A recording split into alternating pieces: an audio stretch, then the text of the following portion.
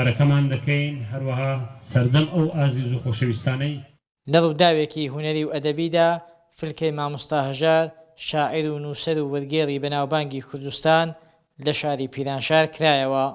شەبگەردی گەردوون گەڕان کوشتمی نەزان پەرستی بۆ نان کوشتمی هەر چەوسانەوەی بێحەسانەوە ئەی مردن لە شوێی ژیان کوشتمی. ئەوڕۆ لە شارە جوانەکەی پیرانشار بە بۆنەی یادەوەریەکی زۆر شیرینەوە لێرەین، شوێنەوارێکی زۆر پیرۆز دەستخۆشی بە هەموو ئەو خۆشەویستانە دەڵم کە زەحمەتیان کێشاوە بۆ دانانی ئەو پەیکەرەی گەورە پیاوی مێژووی کورد کە بەڕاستی مامۆستا هەژار یەکێک لەو بلیمەتانەیە کە کورد دەبێت شانازی بەخۆیەوە بکا کە مامۆستا هەژاری هەیە. بەنوێنەتی لە خاتونەکانی کە جوانی یانەی هەڵگورت ئەوڕۆ بەشداری لە ڕێوڕسمی پەردەلادە لە پێکەری مامۆستا هەژار دەکەن کە بۆنەیەکی پیرۆزە و زۆری پێخۆشحاڵی شانازی پێ دەکەن کە ئەو پێکەرە جوانە لێرە پەردەبەرداری لێ دەکرێ و دانانی ئەو پێکەرانە زیندووکردنەوەی یادی ئەو گەورانەیە لە ناو کوردەواری لە ناوچە کوردەکانی خۆمان و هەروەها دێتەوە بیرەوەری خەڵکی کورد کە چەندە گرنگن بۆ نێو کولتور و فەرهەنگی کوردەواری.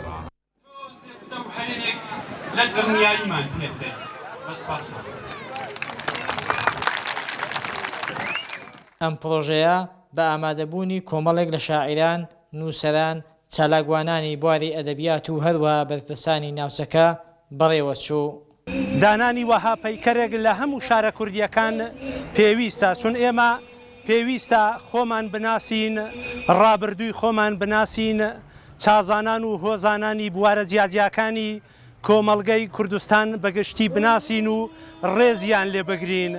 مامۆستا هەژار هەمیشە بە ئاوات بۆ زمانی کوردی لە تەواوی شارەکانی کوردستان لە چوارپارچەی کوردستانیدا هەمیشە بەرز ڕاگیرێ.